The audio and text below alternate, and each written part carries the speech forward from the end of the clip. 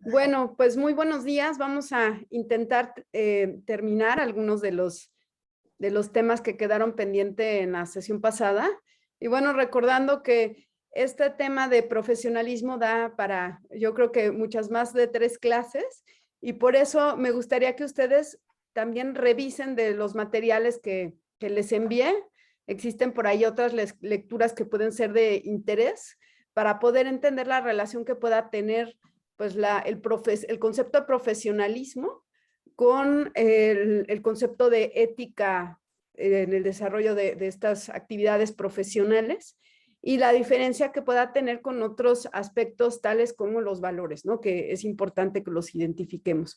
Retomando en la clase pasada, habíamos hablado entonces de que si pensamos que el profesionalismo es una forma de existir o de manifestarnos dentro de un grupo con el que nos identificamos y que finalmente vamos nosotros a desarrollar una serie de conocimientos, de habilidades, de un comportamiento que va a depender de la internalización de un sistema de valores y un sistema de normas que van a surgir de dentro de la profesión misma y que también van a ser exigidos por la sociedad. Entonces, existe una característica en este grupo social, digamos, este campo de los profesionales, vamos a poner ahora el ejemplo de los profesionales de la salud, en la cual va a establecerse una especie de contrato con la sociedad.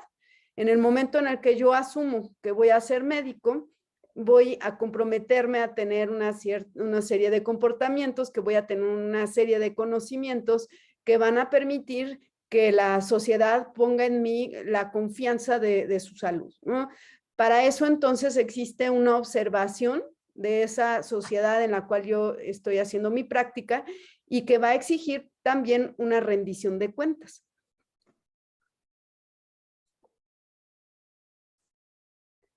Y bueno, vamos a ver un poco en el modelo que nos presentan estos autores de la Royal College of Physicians. Hacen un resumen de lo que habíamos dicho inicialmente, de cómo vamos a transitar de un espacio de socialización que pudiera ser la familia, a lo mejor la universidad en el pregrado, pensando en cómo es que adoptamos también este proceso hacia la adquisición de esta identidad profesional en el contexto clínico, ¿no? Y en esto pues vamos a tener una serie de ideas de quiénes somos previas, una idea de dónde queremos llegar o lo que imaginamos que es la profesión, que va a llevar a que yo decida tomar la carrera de medicina, posteriormente a lo mejor una especialidad, y va a existir una interacción que yo voy a ir teniendo mayor al interior de mi gremio, en mi especialidad, en mi institución, y que va a tener que ver con una serie de patrones de comportamiento que yo voy a observar y que finalmente pues voy a intentar adoptar, ¿no? Entonces, por eso uno de los elementos fundamentales cuando la Royal College of Physicians plantea su modelo de educación, nos habla de distintos momentos en el proceso de formación y de madurez de competencias profesionales, entre las cuales pues se encuentra esta parte del comportamiento. En relación al desarrollo de competencias que tienen que ver con un comportamiento profesional, hacen como referencia el papel tan importante que tienen los modelos de rol. Esos modelos de rol son aquellos modelos a los que yo voy a aspirar a llegar para poder verme a mí mismo después como ese profesional, ¿no? En esta circunstancia, pues cabe mencionar que es importantísimo lo que platicábamos en la final de la clase pasada, sobre cómo influye el medio en el que yo estoy desarrollando ese rol profesional sobre mi idea de lo que debo de ser, ¿no? Entonces, a lo mejor en esta desafortunada situación que también tiene que ver con un grupo al interior del gremio, de cómo a lo mejor desde cierta especialidad en ciertas circunstancias, mi rol o mi identidad es oponerme a una acción que de otra orden a lo mejor se podría haber esperado de mi rol como médico general, ¿no? Esto que comentaba pues el doctor Montiel, de cómo incluso hubo hasta amparos en algunos grupos de médicos frente a la posibilidad de ayudar en lo mínimo o en la capacidad posible para enfrentar una situación de desastre como lo fue el inicio y buena parte de la pandemia del 2020. A lo mejor en ese momento había un consenso al interior de ciertos grupos dentro del gremio en donde era adecuado, justo y suficiente el alegar pues el miedo o la angustia o la preocupación por la propia seguridad frente a la obligación o el mandato que a lo mejor la propia profesión a la hora de decidir tomarla nos podría poner muy bonito en palabras, pero pues a la hora de enfrentar los hechos la realidad se torna diferente, ¿no? Entonces, ese rol a lo mejor pudo haberse adoptado por alumnos o residentes que pudieran pertenecer a este grupo y considerarlo adecuado, ¿no? Entonces, aquí una de las complicaciones que tenemos es, bueno, ¿qué es lo adecuado para definir un rol profesional? Y cómo podemos nosotros relacionarlos en torno a lo que nos exige la sociedad, la rendición de cuentas, la capacidad de reflexión ética personal y la posibilidad de adquirir responsabilidad, ¿no? Porque también por otro lado, bueno, pues está esta situación en ambientes adversos de que nadie está obligado a lo imposible, sin embargo, dentro de lo posible, lo que es competente y lo que yo puedo hacer, ¿no? En esta situación de diferentes roles, pues más adelante vamos a ver el día de hoy que existen conflictos de interés. Los conflictos de interés tienen que ver, pues, que yo tengo distintos roles como estudiante, como médico general, que se está convirtiendo en médico especialista, como médico que va a atender a una persona que tiene riesgos o una circunstancia de vulnerabilidad, como persona que tiene familia, que tiene deseos de vivir y deseos de tener salud y deseos de tener una carrera específica y un trayecto de vida, ¿no? Entonces, cada una de estas necesidades se puede ver traducida como un interés. No necesariamente los intereses son malos, pero cuando tenemos nosotros una priorización de un interés profesional al cual yo me voy a aceptar, a pegar, y entra en tensión con otro tipo de intereses, en ese momento vamos a tener que tener las habilidades para poder saber qué hacer, ¿no? Y lo vamos a ver un poquito más adelante. Por lo tanto, tenemos todos estos elementos que están rodeando ese proceso de adquisición de la identidad profesional y que muchas veces, como lo ponen aquí los autores, pues vamos a tener una interacción de ida y vuelta, ¿no? Con estos elementos, estas flechas que tienen doble flecha, pues es porque una se va a afectar a la otra y todo esto en su conjunto va a decidir cómo es que yo voy a adquirir y de qué manera o no esa identidad profesional. Y nos ponen los mismos autores, bueno, pues a lo largo de la historia ha habido distintas ideas de roles profesionales, ¿no? Y aquí voy a diferir un poquito con los autores, dado que, bueno, nos hacen la diferencia importante entre el curandero y el profesional, ¿no? O sea, en la historia, ¿en qué momento pasamos de ser curanderos a ser profesionales de la salud? Y bueno, desde el inicio de los tiempos de las sociedades humanas, ha habido grupos y personas que se han especializado en la atención o en cuidar la salud de la población a la que pertenecen, ¿no? Desde la antigüedad, entonces tenemos práctica médica como tal, si estamos pensando en agrupaciones de personas que tienen las mismas capacidades o buscan desarrollar esas capacidades que son reconocidas por la sociedad y que tienen esta circunstancia en la cual se va a tener la posibilidad de actuar, pero con rendición de cuentas, lo podemos encontrar desde la antigüedad. Sin embargo, la formalización como tal de una profesión que se pudiera acercar a lo que hoy conocemos, pues se va a dar hasta el siglo XIX, en donde ya existe por escrito un rol que se debe de adoptar y una serie de normas escritas en las cuales podemos nosotros ver aparecer la profesión médica tal y como la conocemos el día de hoy. Sin embargo, insisto, pues la práctica médica existe desde mucho tiempo atrás. Y por lo tanto también la necesidad de elaborar códigos y reglamentos de esa conducta que podemos encontrar, por ejemplo, en el código, en el juramento hipocrático, ¿no? Y mucho antes. Sin embargo, ya como tal, en cuanto a la formalización desde la perspectiva científica, ¿no? O sea, pensando que el método científico que se adopta en el siglo XIX y que después se refleja en las primeras propuestas de educación moderna, esto estamos hablando a principios del siglo XX, en el cual se va a asociar el método científico con la práctica clínica, que esta es una característica muy importante que se da en ese momento en Estados Unidos y también en algunos sitios en Alemania. Más adelante, ya en las primeras décadas como tal del siglo XX, vamos a tener la aparición como tal de las especialidades, esto primero en Alemania y Estados Unidos y después en México que se adopta esta estructura.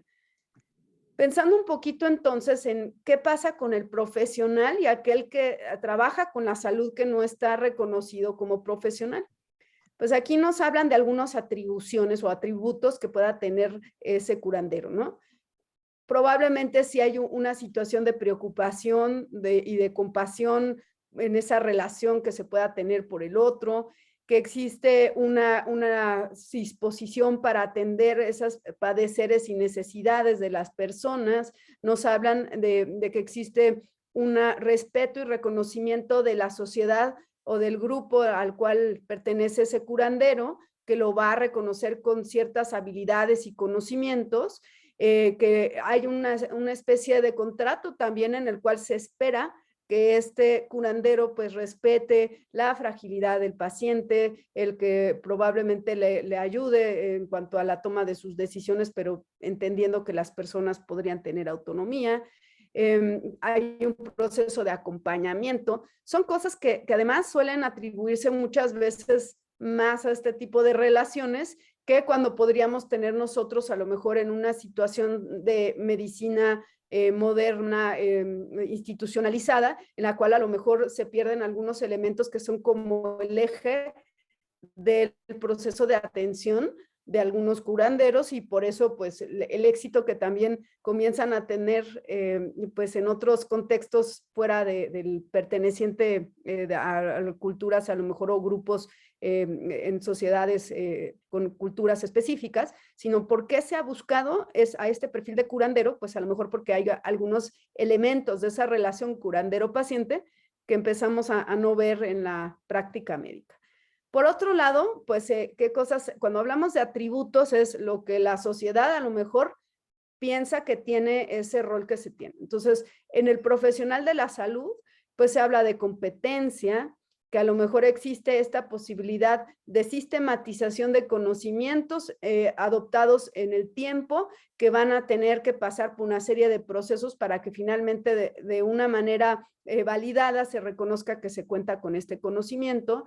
Obviamente también en común con el curandero, pues que hay un compromiso, que probablemente se respete la confidencialidad, que existe una idea de altruismo o de ayuda, se le exige esta posibilidad de integridad y honestidad al experto y una serie de conductas que se deben de ver reflejadas en esta acción y por lo tanto, pues la confianza. Entonces, vean cómo hay cosas que son en comunes, ¿no? La competencia que se les exige, ese compromiso, el altruismo, la integridad y la honestidad, una conducta que sea moralmente aceptable para ese grupo social y la idea de la confianza. Vamos a decir entonces que probablemente en diferencias que se puedan tener en un rol y otro, pues tendrá que ver con esta, no sé si al inicio les platiqué, pero existen también grupos hermenéuticos o grupos en las cuales hay una serie de conocimientos que se van a exigir tener para poder decir que valido el que tú tengas cierto empoderamiento, ¿no? Entonces, en algunos contextos se valora la actuación del médico profesional porque sigue una carrera, porque hay una serie de competencias explícitas que se validan y una institución específica otorga un reconocimiento para decir que es apto y está listo para ejercer la profesión. Sin embargo, también hay otros procesos de validación de la capacidad del curandero para poder brindar esta atención. Entonces, bueno, aquí creo que vale la pena hacer esa reflexión y preguntarnos si no pudiera haber también una exigencia de profesionalismo en el contexto de los modelos médicos no tradicionales. Pero eso es todo un tema de análisis y de discusión desde la antropología médica. Y bueno, esto parte entonces de la pregunta que habíamos hecho a finales de la clase pasada. ¿Existen valores específicos que se quieren promover en esa comunidad moral, vamos a decir, de aceptación que se deba de asociar al rol profesional o al ejercicio profesional. No estamos aquí juzgando si son adecuados o no adecuados, vamos a decir si existen estos elementos que además pudieran estar presentes a lo largo de la historia de la medicina, porque ya dijimos que depende del contexto, pues aquello que se considere correcto o incorrecto del actuar, ¿no? Pero existirán algunos elementos referentes que pudieran encontrarse a lo largo del tiempo. Y pues bueno, parte de lo que se hizo al finalizar la Segunda Guerra Mundial, ustedes se acordarán de lo que pasó en la Alemania nazi durante la Segunda Guerra Mundial, con los médicos que después fueron juzgados en los tribunales de los juicios de Nuremberg, donde se utilizó desde la profesión pues el poder que se tenía para poder hacer cirugía experimental, experimentos de todos tipos en prisioneros de guerra, en judíos, en gitanos, en discapacitados, en estas personas que no tenían autonomía para dar consentimiento y que muchas veces pues llegaron a la muerte de muchas personas, ¿no? Al finalizar la guerra, recordemos que se les enjuicia a estos médicos y posteriormente a eso, un año después, se realiza una reunión de los países aliados que ganaron la guerra para establecer algunos referentes que tuvieran que exigirse a todo profesional de la salud en relación a su práctica. De ahí se da la Declaración de Ginebra de 1948 y se adopta un juramento, ¿no? Y el juramento dice lo siguiente: en el momento de ser admitido entre los miembros de la profesión médica, me comprometo solemnemente a consagrar mi vida al servicio a la humanidad, brindar a mis maestros el respeto y el reconocimiento que merecen, desempeñar mi arte con dignidad y conciencia, la salud y la vida del enfermo serán las primeras de mis preocupaciones, respetar el secreto de quien haya confiado en mí, mantener en toda medida el honor y las nobles tradiciones de la profesión médica, considerar a mis colegas como hermanos, no permitir que entre mi deber y el paciente venga a interponerse consideraciones de religión, nacionalidad, de raza, partido o clase. Tener absoluto respeto por la vida humana, utilizar mis conocimientos conforme a las leyes de la humanidad y hago estas promesas solemne y libremente por mi honor. Entonces, fíjense cómo podemos nosotros identificar valores morales que a lo mejor pudieron haber estado presentes en el juramento hipocrático y de hecho en esta declaración de Ginebra se retoman justamente algunos elementos de ese juramento hipocrático que pudieran ser pertinentes para ese contexto social, y cultural e histórico de posguerra. Pero nosotros como personas que tenemos la obligación de hacer un análisis, no desde la moral, sino desde la ética, de la pertinencia de estos valores o declaraciones, pues necesitamos entender que estos también responden a un contexto, ¿no? Por ahí a lo mejor alguien tiene en mente qué pasa cuando yo tengo un profesor que es terrible, que maltrata a los pacientes, que fomenta el bullying en mi grupo, ¿no? Probablemente ahí esta parte de brindar a mis maestros el respeto y el reconocimiento, pensando en esa circunstancia del rol, pues podría ponerse en perspectiva. ¿Qué pasa cuando tenemos la situación de tomar decisiones entre dos vidas humanas cuando solamente puedo salvar una? En esta situación también se pone en perspectiva. Tengo que tener respeto absoluto por la vida humana, pero ¿en qué contextos, ¿no? Entonces, es bien importante que ustedes revisen cómo todos estos son códigos de conducta que parten de consensos valorativos, morales, que tienen, por supuesto, un nivel de idealidad, pero que siempre van a estar analizándose a raíz de esa capacidad racional que debemos de tener, crítica y de análisis relacionadas a ese contexto. Por eso es tan diferente hablar de la ética y de la ética en la profesión, como esta capacidad crítica, a un código de conducta que pudiera ser doctrinario, en donde de forma ciega yo lo acepto, pero no lo reflexiono. Cuando estábamos hablando nosotros del rol profesional y de aquello que la sociedad me podría exigir, tenemos esta necesidad de reconocer intereses primarios. Los intereses primarios tendrían que ver con estas ideas de comportamiento, estos valores y objetivos que se relacionan con la profesión y de las cuales pues se esperan ciertos comportamientos. Entonces hablaríamos de que ese interés primario va a reflejar justamente esos valores, esos principios de la profesión. Es un interés que no va a ser impuesto, que yo al ingresar al gremio en ese contexto histórico, social específico, voy a aceptar y lo voy a declarar ante la sociedad cuando adopto este rol profesional. Esto va a ser importante entonces para hablar de conflictos de interés. Ahorita regresamos a este tema, ¿no?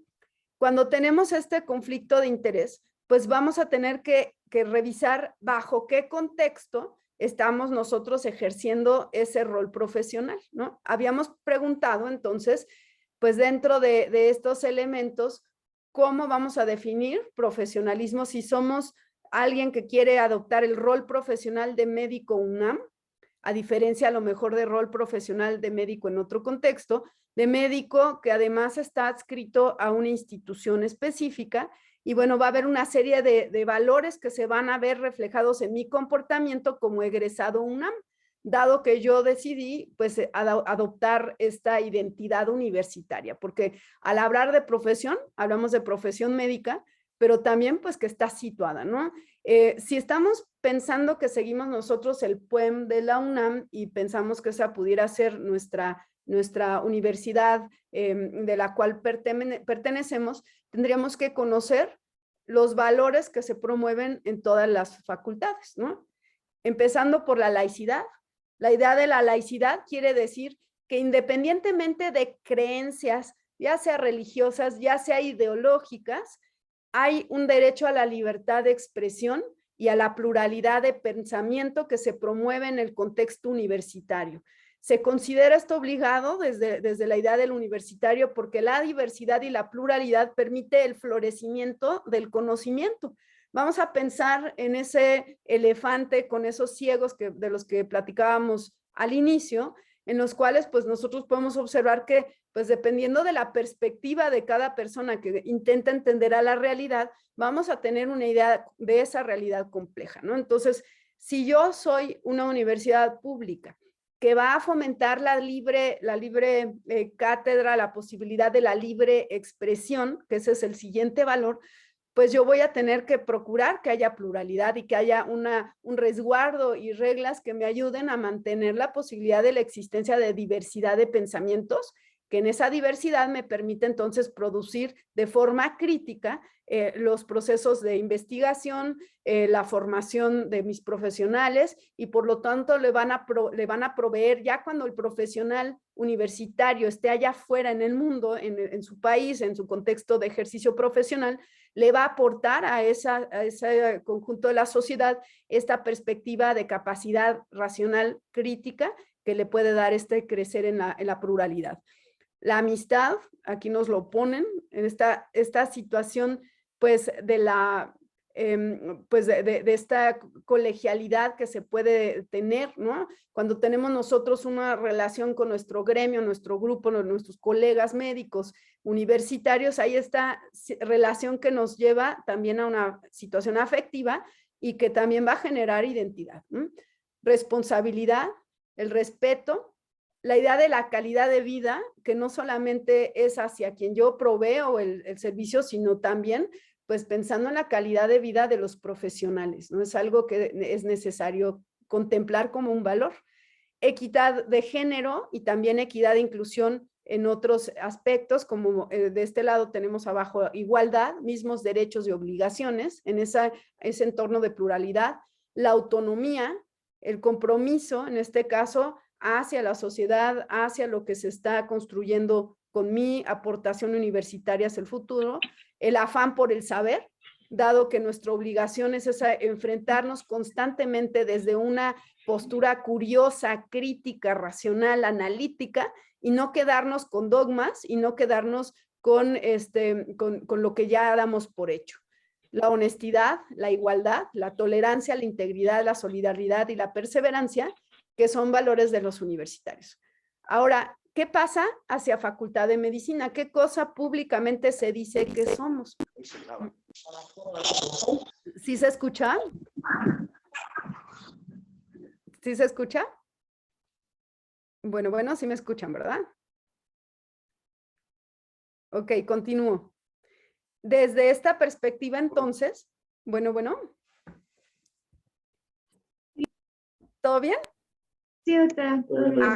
Seguimos entonces. Decíamos que en ese contexto de valores que se van a explicitar ante la sociedad, en los cuales nos vamos a presentar como lo que se supone que somos como universitarios y en específico de la Facultad de Medicina, pues desde aquí se adoptan otro tipo de características o atributos que se van a promover como lo que se supone que debemos de llegar a ser o somos, ¿no? Entre ellos, pues que somos innovadores, dice Facultad de Medicina, humanistas, profesionales, vanguardistas, éticos, excelentes, críticos. Y bueno, esto nos lleva a reflejar estos elementos en lo que tendrían que ser nuestros intereses primarios. Vamos a poner el ejemplo clásico del triage. Cuando nosotros estamos adoptando el rol profesional, vamos a pensar en la Declaración de Ginebra, en el contexto universitario en el que estamos, en el contexto de Facultad de Medicina. Se espera de que yo, que estoy al frente de este proceso de atención, tenga un comportamiento específico en situaciones de crisis, ¿no? Ustedes han de recordar que en el triage, pues tenemos una circunstancia en donde hay recursos escasos, hay necesidades que exceden esos recursos y por lo tanto yo voy a tener que decidir a quién atender primero, tomando en cuenta que si dejo de atender a otros es posible que a lo mejor incluso puedan llegar a morir. Ustedes se han de acordar de los códigos negro, rojo, amarillo y verde que tienen que ver con la capacidad de sobrevida, si necesito trasladar al paciente a un hospital, si estoy yo atendiendo fuera del hospital, si lo puedo hacer más lentamente, si tiene que ser esto rápidamente o si de plano está moribundo o premortem el paciente, ¿no? Si yo tomo como un elemento valorativo el que defenderé la vida a toda costa del juramento, en este caso de la Declaración de Ginebra, pues voy a tener más bien que decidir a qué vida voy a defender, ¿no? Y en este caso va a haber vidas a las cuales no voy a poder proteger. Entonces se establece otro referente, que a lo mejor será cómo puedo hacer yo para que mi acción, que es limitada, pueda beneficiar a la mayoría. Uno de los elementos que tiene que ver con el contexto universitario y con el juramento que se hace al egreso en relación a que pondré mi conocimiento y mis habilidades al servicio de la sociedad. Entonces tendré que ver cómo ayudar a los más con la lesión y el detrimento a los menos. Esto tiene que ver con un principio de justicia distributiva, en donde yo sé que voy a lastimar a algunos o voy a dejar morir a algunos, pero a favor a lo mejor de aquellos que puedan ser en su mayoría los que yo pueda salvar, ¿no? Entonces eso tiene que ver con un principio socialmente centrado o sociocéntrico, a diferencia de a lo mejor otro principio. Pero ¿qué pasa si uno de estos que llega es mi familiar? Vamos a pensar que mi familiar está entre el rojo y el negro. Yo tengo a alguien que está entre el rojo y el amarillo y voy a tener que decidir si atiendo a mi familiar y al que está entre el rojo y amarillo. El que está entre el rojo y amarillo llegó primero que mi familiar y yo tengo que decidir a quién voy a reanimar o pasar al quirófano. ¿Qué harían ustedes? Y ahí me detengo tantito para que me digan. ¿Quién me ayuda? ¿A quién atenderían? A quien tenga más posibilidades de sobrevivir. Vamos a decir que a lo mejor si yo atiendo primero al que está entre rojo y negro, va a tener más, rojo y amarillo, va a tener más posibilidades de sobrevivir a que si atiendo primero al que está rojo casi negro, que es mi familiar. Entonces, ¿atenderías al que no es tu familiar? Sí, yo quiero decir, o sea, creo que éticamente tendríamos que atender primero al que llegó primero, ¿no? Pero, o sea, sinceramente yo creo que no podría hacer eso, o sea, yo creo que sí le daría preferencia a mi familiar, o sea, 100%. Como que primero familia y luego otra cosa. No, o sea, es que yo haría eso, pero creo que lo correcto sería atender a... Fíjense qué difícil, ¿no? Fíjense qué difícil, porque estamos ahí con un conflicto de interés. ¿Es malo tener conflictos de intereses o todos los intereses son malos? Bueno, probablemente no, veces, ¿no? Entonces, ajá. A veces se decide, por ejemplo, entrar a la carrera de medicina por la familia, ¿no? Por también. Entonces, fíjense, ¿no? O sea, qué responsabilidad eso de decidir estar donde ustedes están. Si es porque mi papá quería que fuera médico, si es porque terceros querían que fuera médico, o yo no sabía a qué me estaba enrolando, probablemente yo llegue a tener mucha problemática a la hora de tomar decisiones. Entonces, fíjense, piénsense Por ejemplo, el ahora, familiar. ¿sí? Adelante.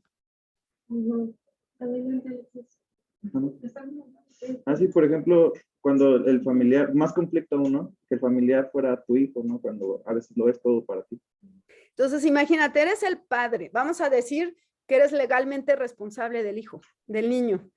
Y viene otro niño con sus papás en la misma circunstancia. En esta situación, pues si yo atiendo primero a mi hijo, probablemente tengo que asumir que voy a separarme de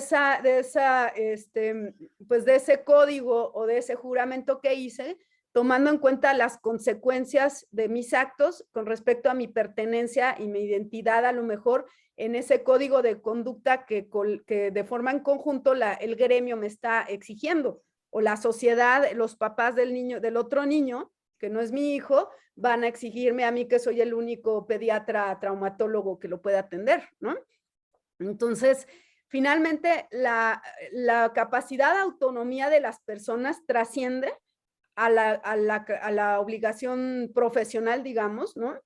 Sin embargo, esa autonomía me lleva a consecuencias. Me va a llevar a enfrentar las consecuencias de mis actos en lo legal, a lo mejor en lo moral, ¿no? Y probablemente en algún momento pueda yo ser enjuiciado por mi gremio, o pueda ponerse en cuestión si todos los demás se están apegando a ese código. Vamos a pensar que somos médicos militares. Aún más, los militares hacen un compromiso de atender a la sociedad en su conjunto, a la mayoría incluso sobre la propia vida. Ahí se está poniendo en juego como interés primario mi vida. ¿No habíamos dicho que la vida era algo que yo tenía que preservar y promover como médico? ¿Y qué pasa si debo de empezar por la propia vida? Entonces entran en conflicto mi vida, el riesgo que yo pueda tener si soy militar y entro a la guerra y tengo que sacar a alguien del campo para atenderlo, con el riesgo de que me muera y soy el que provee para mi familia, o si tengo la desgracia de tener que sacar en una inundación a mi familia o ayudar a sacar a muchas más personas de esa misma inundación, a quien atiendo primero. La obligación del soldado va a ser atender a la sociedad en su conjunto. Y si atiende a la familia, va a tener que desertar del ejército. Entonces, fíjense qué difícil es entrar conscientemente a un rol profesional en el cual yo voy a tener que acatar ciertas reglas. Y les ponemos el ejemplo de los desastres porque es cuando se estira a lo más estas normas del deber ser, ¿no? Que a veces requieren del contexto, porque al igual que cualquier código universal de conducta moral, e incluso desde el análisis ético, no es un recetario de cocina, no te lo va a resolver. Sin embargo, se plantean como ideales hacia los cuales yo voy a aspirar y a entender que la sociedad va a obligarme o que va a exigirme en esa regulación externa de la profesión, pues ese actuar, ¿no? Y probablemente la ley vaya de la mano. Ya dijimos que la ley está fundada en ciertos consensos morales, que ya sea en una sociedad democrática, pues que los escriben la ley aquellos representantes de las mayorías, o en otro tipo de sociedades, vamos a decir, totalitarias, el mandatario que dice que es el que va a tener la razón moral de cómo nos debemos de comportar, pues va a dictaminar ese comportamiento. Y yo, en esta posibilidad de libertad de cátedra, quiero hacer énfasis en esta reflexión, pues, ¿cuál es el papel del Estado en la definición de la identidad de los profesionales, de los universitarios y en su ejercicio profesional, ¿no? No voy a abundar mucho, pero los invito a revisar las declaraciones que se han hecho en torno a la UNAM, a la cual ustedes pertenecen, sobre la bondad o maldad de la UNAM y de los miembros que pertenecemos a la misma, ¿no? Desde una perspectiva de un Estado laico, en donde hay una pluralidad de ideas que se van a promover, pues una de las obligaciones de ese Estado laico es permitir que las organizaciones académicas puedan definir esta posibilidad de diversidad y de pluralidad y de convivencia de ideas que puedan fortalecer y enriquecer pues a la sociedad en su conjunto, y también pues que permiten un contrapeso a regímenes que pudieran centralizarse cuando se trata de decir qué conocimiento es el bueno, qué actitud es la buena, y que se pueda imponer una sola visión sobre esa obligación desde este contexto de pluralidad necesaria académica que puede aportar muchísimo más, ¿no? Lo dejo como comentario ahí porque pues no puedo dejar pasar que estamos platicando de todo esto en un contexto real, en donde nos están sucediendo cosas, ¿no? Entonces, bueno, regresando a esta situación. En mi rol profesional, yo voy a tener que asumir maduramente como adulto, con esa racionalidad, que voy a aceptar esas reglas de la profesión. Y en el momento en el que yo ya no las quiera seguir, tengo que asumir que me voy a separar y distanciar de ese grupo, que genera cierta identidad y que probablemente pues yo voy a tener que fundamentarlo en su momento, pero que muy probablemente me lleva a tener conflicto al interior de esa profesión. Entonces, bueno, ¿cómo podemos identificar y abordar los conflictos de interés? Primero tenemos que definirlo, ¿no? Es un conjunto de circunstancias que crean una situación de riesgo en la que el juicio, en el que sustentan nuestras acciones sobre un interés primario, se vean influenciados por un interés secundario. Entonces, en este caso del triage, cuando estoy viendo si atiendo a mi hijo o atiendo al hijo del otro que llegó primero, yo tengo mi interés primario en mi rol, si me asumo en mi rol profesional, es atender al primero que llegó con la mayor posibilidad a lo mejor de sobrevivir, si ese es el código que se acepta dentro de ese grupo de la profesión. Pero mi interés secundario es que yo también tengo el rol de padre o de madre, y que probablemente si decido que ese interés secundario se convierte en mi interés primario, voy a tener que renunciar a ese rol profesional. En este caso, pues podemos ver conflictos de interés en distintos ámbitos, y esto es un tema también que aborda la bioética en relación a la justicia en relación a la distribución de esos recursos, de esa atención en los roles diferentes que yo voy a tener, ¿no? Que se pueden dar en la investigación médica, en la educación, en la práctica clínica. Uno de los problemas que tenemos y que tenemos que estar siempre malabareando los que somos docentes y somos médicos y que ejercemos o estamos en otros roles, pues es cómo balanceo mi obligación de atender y cuidar a mis alumnos y por otro lado atender y cuidar a mis pacientes, y no se diga pues en otros roles que se tienen.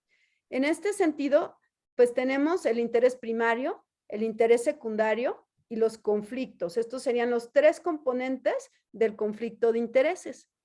Ya dijimos entonces, por ejemplo, la necesidad de brindar un bienestar al paciente, pero además garantizar la calidad en los procesos de educación. Va a haber ocasiones en donde voy a tener que cargar más mi atención al bienestar del paciente, aunque ese día no necesariamente pueda intervenir el médico que está en formación en el proceso de intubación, porque está complicado el proceso de intubación, y aunque pudiera beneficiarse de aprender a intubar una vía difícil, lo más seguro es que es una persona que requiere mi inmediata atención y a lo mejor voy yo primero a tener que hacerlo y mandar al estudiante a que lo haga en un simulador, porque en este momento mi primera necesidad es que si está inestable ese paciente y se tiene que actuar, yo lo tengo que atender. Poco a poco el estudiante va a ir adquiriendo estas competencias y estas capacidades que me lleva a poder tener una mayor posibilidad de irle soltando la responsabilidad para situaciones de mayor complejidad. Y en este sentido, yo estoy balanceando estos dos intereses que se tienen, ¿no? Y finalmente, bueno, el estudiante de esa capacidad de balancear mis conflictos de interés, probablemente en ese modelo de rol pueda aprender algo de cómo lo estoy haciendo. Entonces, los intereses primarios se pueden ver como fines o metas, por ejemplo, el bienestar del paciente, como obligaciones, como la obligación del médico para promover el bienestar del paciente, o como derechos, el derecho del paciente a que el médico promueva su bienestar. Y bueno, tenemos intereses secundarios que también pueden tener que ver con los financieros, con el desarrollo profesional propio. Ya dijimos la situación de ayudar a los familiares, a conocidos, a sus colegas. Y esto nos lleva pues a la necesidad de tener un mecanismo de regulación de esos conflictos de interés, que lo puede dar al interior el propio grupo, la propia profesión, o pueden estar incluso escritos en referentes del contexto normativo explícito, ¿no? Estas regulaciones pues intentan asegurar que los intereses secundarios no dirijan los juicios y las acciones de los médicos e investigadores en su caso sobre esos intereses primarios. Y se van a ver reflejado en políticas sobre conflictos de interés que en el caso de las instituciones, tanto de salud como de educación, pues tienen que estar explícitas, simplemente porque la confianza de la sociedad va a depender también de ellos, ¿no? Y por eso entonces, pues se tiene que tomar atención de qué momento nosotros podemos identificar estos conflictos de interés. Y bueno, quería también finalmente hablar de que existimos dentro de organizaciones y esas organizaciones también tienen valores, tienen idea de hacia dónde quieren ir, ¿no? Ya habíamos dicho, a lo mejor se parecen, pero no es lo mismo el ser universitario que tiene un contexto de trabajo en el IMSS, en el ISSSTE, en Secretaría de Salud. Ya vemos que hay situaciones hasta de comportamiento organizacional particulares, ¿no? Pero también hay ideas, misiones, visiones, valores que pueden ser compartidos en el sector salud, desde una institución pública, frente a lo mejor los que pudieran tenerse en una institución privada. Pero más allá de en dónde estoy, yo voy a tener, si acepto el que soy universitario, si acepto que voy a ser médico y médico especialista en medicina interna, a lo mejor hay algunos elementos que de forma transversal, independientemente en el escenario de institución pública o privada, se esperaría que yo promoviera y que se reflejaran en ese comportamiento que yo tengo. En esta situación ya avanzando, pues necesitamos saber cómo vamos nosotros a decidir qué hacer cuando tenemos un conflicto de interés. Tendríamos que preguntarnos primero la posibilidad de que exista esa influencia, ¿no?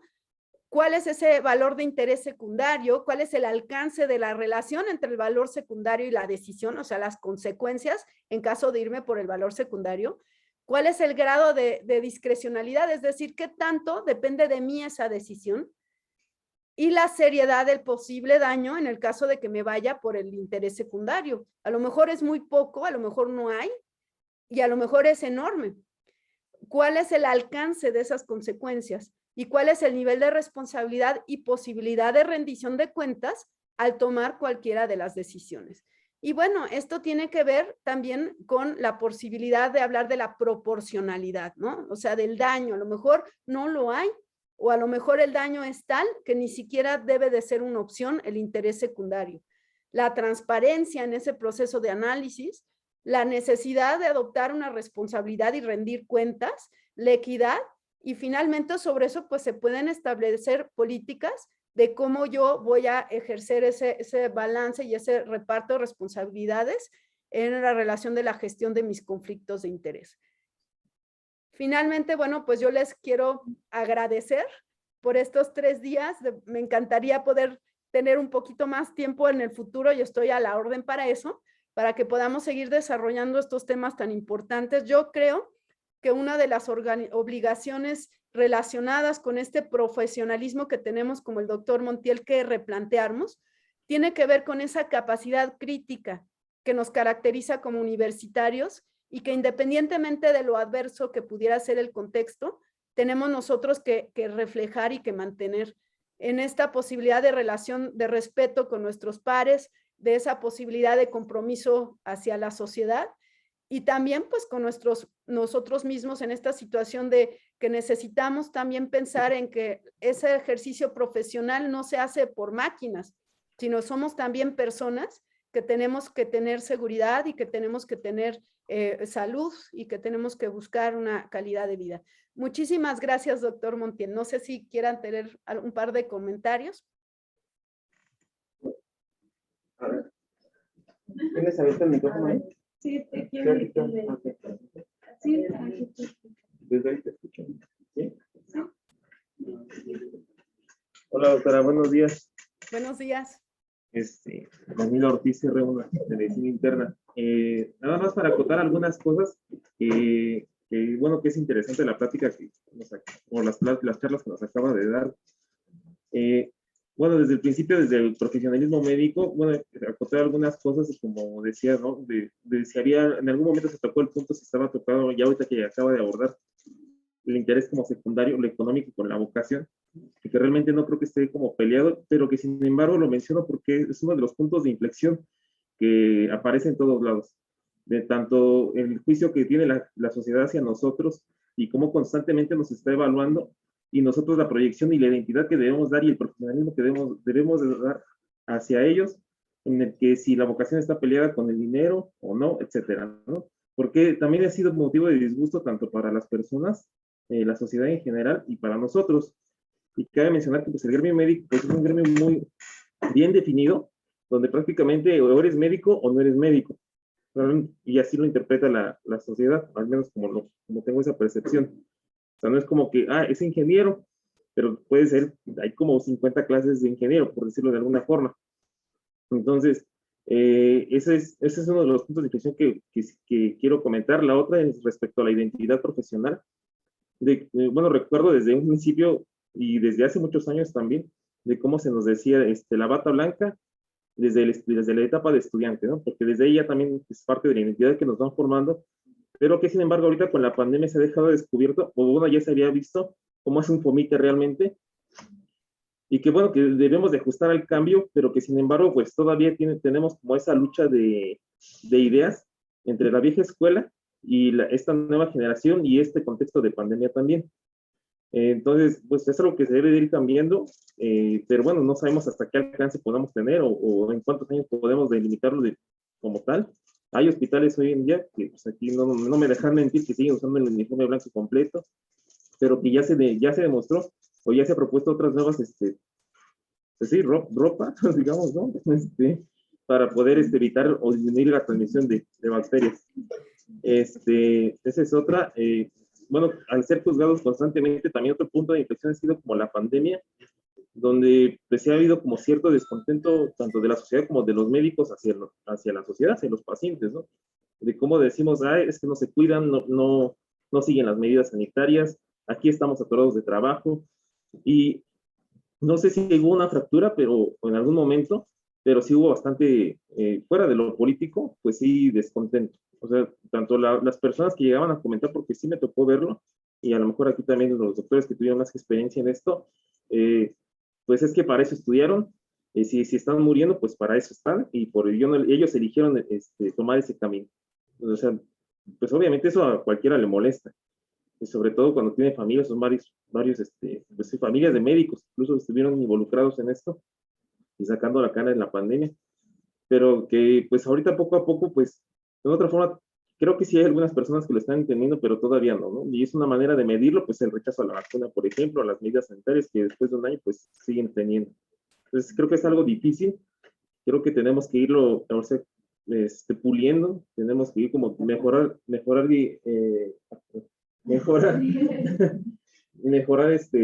pues esa como dirección hacia las personas, hacia nuestros pacientes, transmitirlo, fomentarlo y pues sí, de alguna forma, pues tratar de cambiar estas percepciones para que haya una buena conjunción, ¿no? Entre la relación entre el médico y el paciente y que pues podamos seguir avanzando en esto. Fíjense qué importantes comentarios de su compañero. Yo les voy a decir que podríamos pensar que la profesión o el profesionalismo, pues de entrada la definimos nosotros y tiene que ver con también por otro lado, ese imaginario social sobre qué somos, ¿no? Y uno de los grandes problemas es cuando no tenemos, y aquí voy a hacer pues una propuesta crítica, cuando no tenemos nosotros una sociedad que tenga los recursos o a lo mejor un desarrollo de madurez en general, ¿no? O sea, porque podemos exigirle mucho a lo mejor a la sociedad, pero si no recordamos cuál es su contexto en recursos para poder analizar ciertas circunstancias, a lo mejor dejamos de fuera el hecho de que tenemos nosotros como universitarios, como profesionales, como personas que tienen una formación específica, pues a lo mejor tenemos ciertas diferencias en cuanto a la forma en la que entendemos las cosas, ¿no? Y en este caso, estamos en una sociedad que yo creo pues está es muy joven, está en una adolescencia, digamos, en su desarrollo, y que de pronto, pues, parte de esos imaginarios sociales para poder enjuiciar y tomar postura sobre lo que a lo mejor el gremio realiza, ¿no? Existen entre esos imaginarios una idealización de lo que se tendría que ser, que pueda distar de una circunstancia real. Terminé diciendo, no somos máquinas, somos personas que tenemos necesidades y que vivimos circunstancias que probablemente fuera del gremio no se entienden. Si no estás allí, no vas a entenderlo así, ¿no?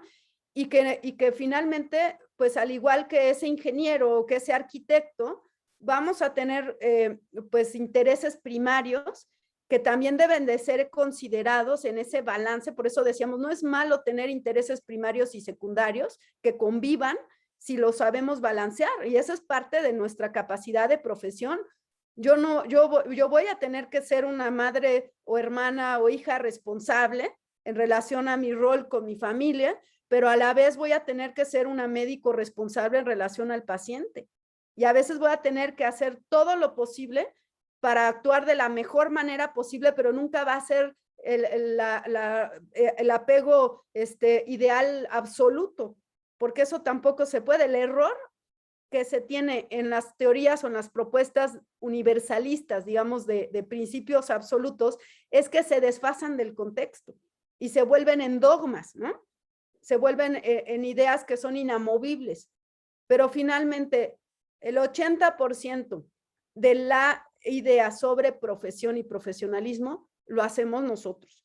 Y en esa necesidad de replantear la profesión y la idea de profesionalismo, pues es un momento sumamente importante el que ustedes y nosotros estamos viviendo a raíz de este contexto extremo de la pandemia, en donde necesitamos también trabajar hacia la sociedad para poder en su momento, pues pensando como Estado, ¿no? Brindar las herramientas para una mayor madurez en cuanto al rol de ciudadanía. Y el rol de ciudadanía, en otra clase que me inviten, lo podemos platicar, pero tiene que ver con la responsabilidad del ciudadano. No son menores de edad. Está compuesto por adultos que con mayor o menor capacidad tienen la posibilidad de ejercer autonomía. Entonces, a mayor entendimiento y posibilidad del paciente, mayor responsabilidad se tiene, ¿no? Entonces hay un reparto de responsabilidades a un grado en que hay algunas corrientes de bioética que analizan también la vulnerabilidad del prestador de servicios de salud y del gremio en situaciones en donde solo se le ha prestado atención a la vulnerabilidad del paciente. Entonces esto no es estático, hay relaciones de poder que van a cambiar en el tiempo y circunstancias diversas. Adelante, había otro comentario. Sí, hola, Fernando Vargas.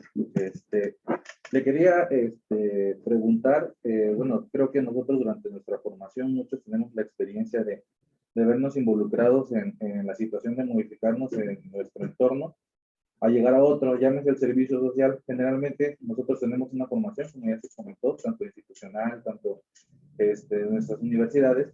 Sin embargo, a la hora de realizar el servicio social, muchas veces nos vamos a una comunidad en la que culturalmente es muy distinto a lo que nosotros, al ambiente en el que nos estamos desarrollando.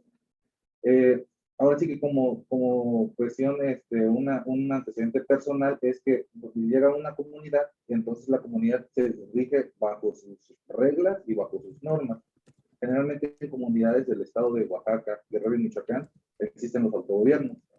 Entonces, generalmente el médico muchas veces ante esas situaciones se nos priva en nuestro desarrollo como tal, debido a que, pues, culturalmente ellos ya tienen a lo mejor un curandero, a lo mejor ya tienen alguien con quien tienen la confianza o de alguna manera tiene el rol del médico ante la sociedad. Sin embargo, cuando llegamos nosotros y existe este conflicto, generalmente hacer que la sociedad o la responsabilidad, quizás ahorita como comentó, de la sociedad hacia su salud y a lo mejor las enseñanzas que nosotros traemos chocan, debido a que a veces nosotros sabemos que lo que están haciendo no es lo correcto. Sin embargo, si nosotros mencionamos o decimos esto de una manera, ellos pues se ofenden. Entonces la sociedad inmediatamente te tacha y te pierde el respeto y toda esa situación que se fue formando.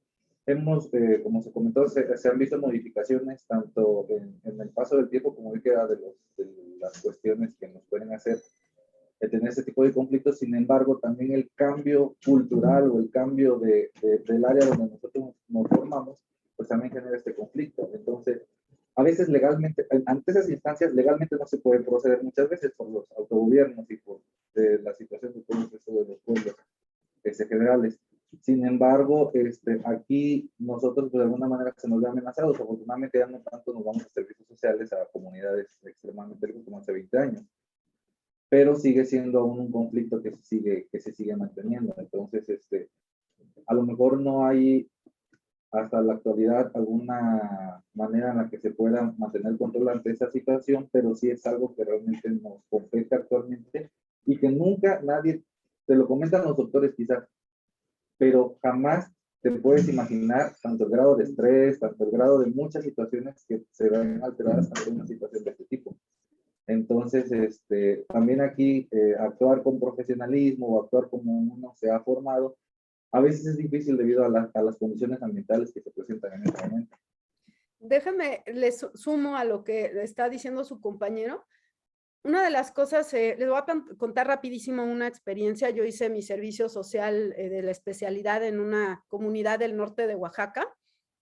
También las personas que acudían de una etnia triqui y con gobierno por usos y costumbres, teníamos una persona que tenía una neumonía severa, estaba con sepsis, con deterioro progresivo, no había las condiciones ni medicamentos en el hospital rural para atender, se tenía que derivar a la ciudad de Oaxaca y todavía no había cobertura, digamos, de seguro en su momento popular y luego de la posibilidad de atenderse en el segundo nivel sin que le cobraran a las personas, ¿no? Sin embargo, pues iba a fallecer la señora si no se trasladaba. Llegó el esposo, se le explicó, la señora estaba inconsciente, estaba intubada, se le explicó la situación y el señor dijo, pues déjeme ver si junto, vamos a ver si lo podemos trasladar. Y en eso se dejó venir el consejo de la comunidad. Llegó el consejo de la comunidad con bueno, los encargados de la seguridad de la comunidad a llevarse al esposo y a decirle que como él había estado faltando a sus labores por estar con la señora, que tenía que regresar a cumplir un tequio, que es una actividad colectiva que se hace para cuestiones de beneficio del pueblo, y que bueno, pues que no podía quedarse a atender a la señora y que por supuesto no podían llevarla a Oaxaca. Cuando se le dijo a los miembros del Consejo de Gobierno de la comunidad que iba a fallecer si no se trasladaba, la respuesta fue, no importa, ya hay muchas otras niñas en la comunidad, ¿no? En una comunidad en la cual se venden a las niñas a los 10 años o en cuanto empieza su periodo menstrual y se cambian por una vaca o se cambia por una dote. En ese contexto, pues tendríamos que tomar decisiones. Yo estaba de residente de medicina interna, había un cirujano que era el director del hospital y allí el problema es hasta dónde tú puedes hacer y hasta dónde puedes ponerte en riesgo. Una cosa es lo que yo hice en ese espacio con el apoyo del director, que se mandó llamar a gente de UNICEF, se mandó llamar a gente de Oaxaca de derechos humanos y a una trabajadora social, y a través de la gestión con el Estado se logró negociar trasladar a la paciente.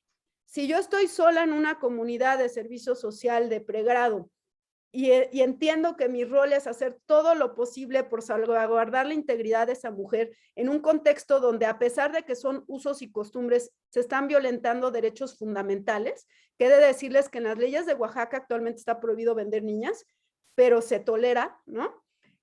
También está la Constitución como techo jurídico, el general, independientemente de las leyes de usos y costumbres, se toleran o se promueven incluso, siempre y cuando no violenten derechos fundamentales, como es el artículo 1 dedicado a los derechos humanos.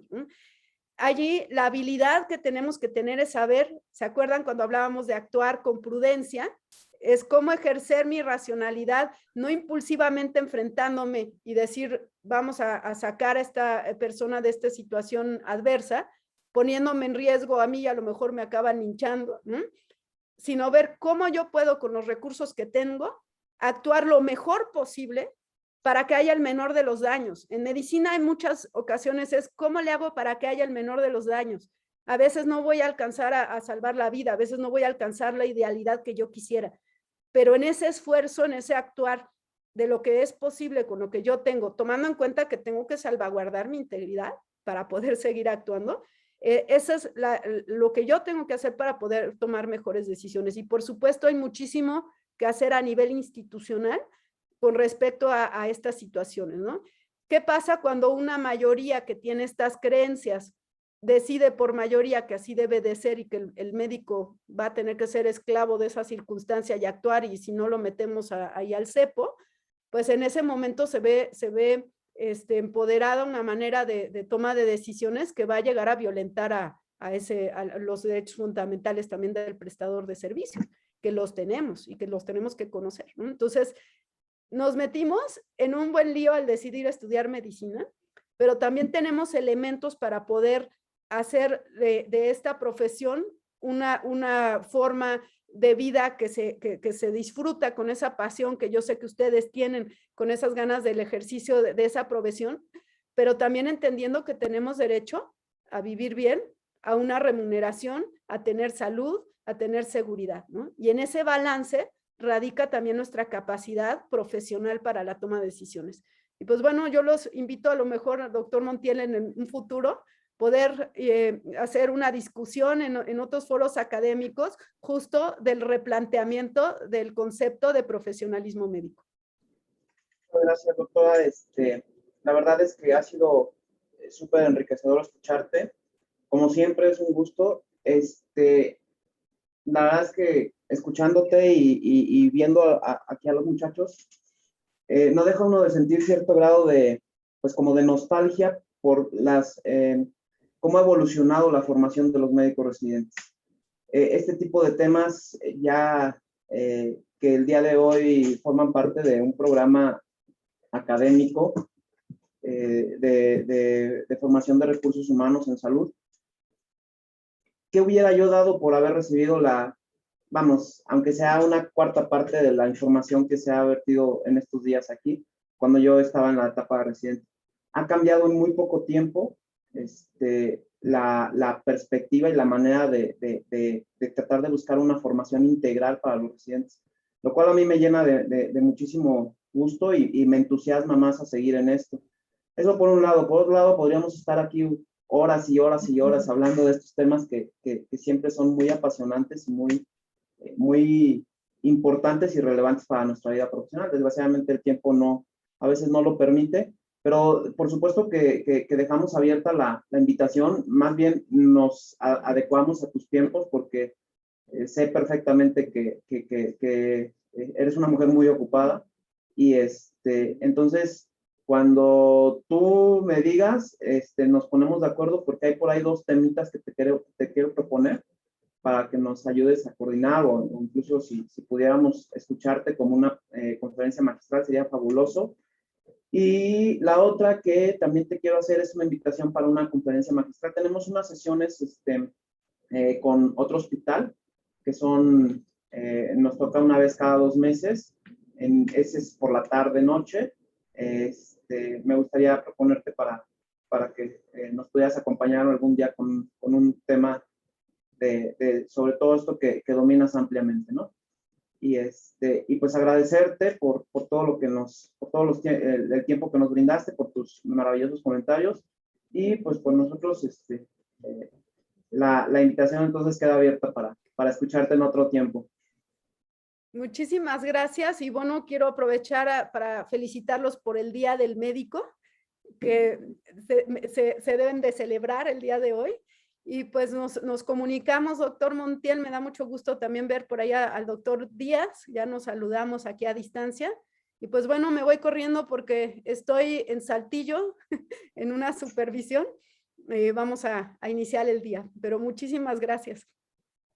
Gracias, felicidades a ti también. Gracias. Hasta luego. Bye. Felicidades.